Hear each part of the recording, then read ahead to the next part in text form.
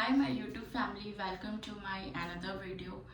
आई hope आप लोग अच्छे होंगे। मैं तो बिल्कुल अच्छी हूँ और बिल्कुल मस्त हूँ और आई होप कि आप लोग भी सब बहुत अच्छे होंगे। तो आज मैं आई हूँ आपसे कुछ डिस्कशन करने, कुछ इम्पॉर्टेंट डिस्कशन। मैं ऐसा क्यों कर रही हूँ?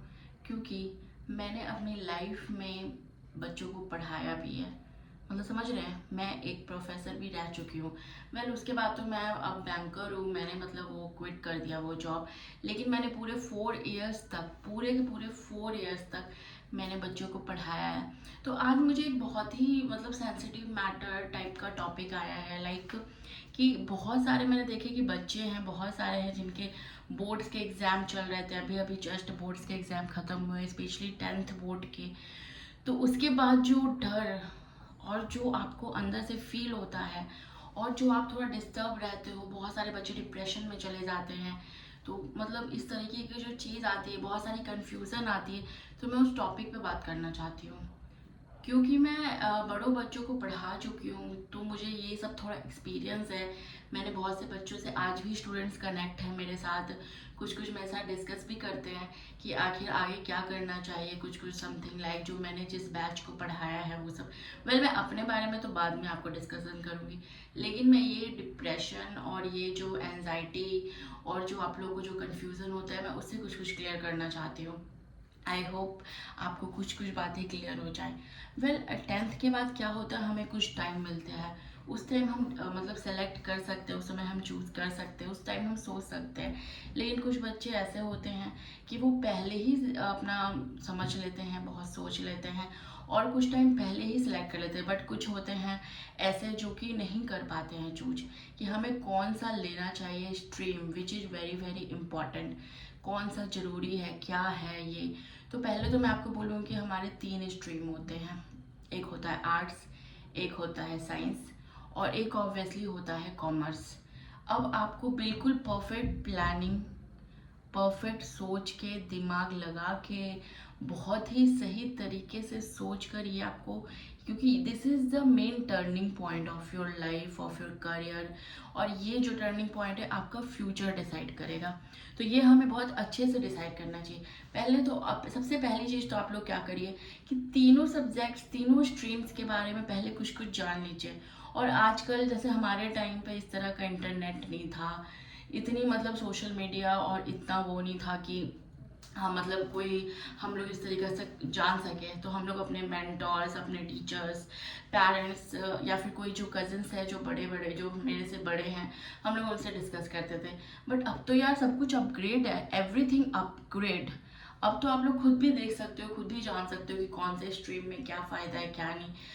मैं अगर सच बताऊं तो मैंने देखा है कि 80% बच्चे कंफ्यूज रहते हैं। 80% बच्चे समझ ही नहीं पाते कि उन्हें क्या करना चाहिए लाइफ में, उन्हें क्या लेना चाहिए। या फिर पेरेंट्स भी कंफ्यूज रहते हैं बहुत सारे कि हमें अपने बच्चों के लिए बेस्ट क्या है, उन्हें क्या देना चाहिए। सबसे पहले तो आप ये चीज़ जरूर देखिए कि आपके बच्चे को कौन से सब्जेक्ट में इंटरेस्ट है, कौन सा ऐसा चीज़ है जो वो ईजिली कर पा रहा है, उसको उसमें ज़्यादा मेहनत नहीं लग रही है, वो उसको अच्छा लग रहा है। अगर वो कंफ्यूज है तो उसको ये सब दूर कीजिए।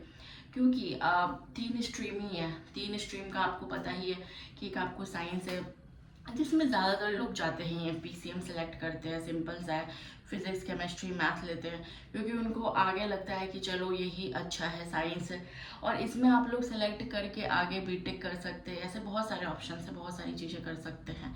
अगर आप आर्ट्स लेते हो तो आजकल आर्ट्स भी कुछ वैसा नहीं रहा है जो पहले के टाइम में था कि आप कुछ नहीं ले सकते हो, कुछ नहीं उससे बन सकता है। ऐसा बिल्कुल नहीं है, बिल्कुल भी नहीं है। क्योंकि करियर ऑप्शंस मतलब अनलिमिटेड आ गया है, अनलिमिटेड। आपको किस में इंटरेस्ट है ये सोचना है और उसमें जाना है। मतलब अब आर्ट्स को भी आप साइड नहीं रख सकते हो कि भाई आर्ट्स एकदम हम नीचे लेवल का रह गया। मुझे तो कहीं से भी ये बात नहीं लगता है। उसके बाद जो हमारा कॉमर्स है वो तो बहुत ही है। अगर आपको देखिए, सबसे बेस्ट होता है कि अगर आपको एमबीए करना हो आगे जाके, या फिर मास्टर्स अगर करने हो मतलब एमबीए वगैरह, या आपको बैंक ज्वाइन करना है तो उसके लिए बेस्ट है आपको कॉमर्स लो। साइंस आपको इंजीनियरिंग टाइप की चीज़ों में ले जाएगा और आर्ट्स है आपका, लाइक आपको आर्ट्स से बहुत तरह की जॉब मिल सकती है।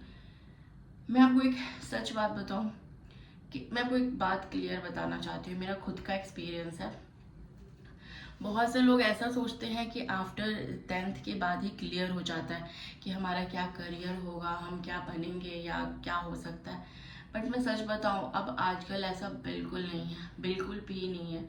आपको यकीन नहीं होगा, या फिर आप जान भी रहे होंगे ये बात, कि जो लोग साइंस स्ट्रीम से पढ़े हैं वो बैंक में भी गए हैं। इनफैक्ट 50 से 60% लोग जो हैं, जो कि बीटेक वाले बैंक ज्वाइन करते हैं। तो आपको ये मैटर ही नहीं है। मैटर क्या है? डिग्री। अगर आपने 10th कंप्लीट की है, बहुत अच्छे से आप 12th कंप्लीट करो और उसके बाद आपको graduation degree is must compulsory thing. क्योंकि अब आजकल क्या हो गया, मैंडेटरी हो गया है ग्रेजुएशन का डिग्री। अगर आपका ग्रेजुएशन कंप्लीट नहीं है तो आप आगे का सोच भी नहीं सकते हो। अगर आप मानो, ऐसा बहुत से बच्चे हैं जो 10th में कुछ डिसाइड किए हैं बट 12th में वैसा हो नहीं पाया और फिर ग्रेजुएशन कहीं और कुछ और तरीके से हो गया, मतलब बिल्कुल जिग-जैग चला गया, पूरा का पूरा चेंज हो गया। लेकिन उसके बाद क्या लग रहा है आपको? क्या उनको जॉब नहीं मिली? क्या उनका लाइफ सेटल नहीं है? या वो कुछ कर नहीं पाए? No dude no. एक्चुअली में सब हो जाता है, सब होता है, बट कंपलसरी होता है पहले आपको अच्छे से 12th क्लियर करना। उसके बाद बिना फेल हुए जो भी आपको ग्रेजुएशन का जो भी आप कर रहे हो वो कंप्लीट करो। क्योंकि सारे जो जॉब वाले रास्ते होते हैं ना, जो दरवाजे होते हैं जो बंद होते हैं वो ऐसे खुलते हैं ना, वो सब ग्रेजुएशन के बाद खुलता है। इतने सारे अनलिमिटेड थिंग्स है, इतनी सारी क्रिएटिविटी वाली चीज़ें हैं कि कुछ बता नहीं सकते। जिनको क्रिएटिव फील्ड में या कुछ ऐसा करना है उनको तो पहले ही पता चल जाता है कि हाँ भाई मुझे कुछ ऐसा करना है, मुझे एक्टर बनना है, सिंगर बनना है, दिस दैट, मुझे पेंटर बनना है, कुछ भी। वो बच्चे तो पता चलते हैं बचपन से कि चलो उनको उसी फील्ड में जाना है, वो वैसे ही बनेंगे।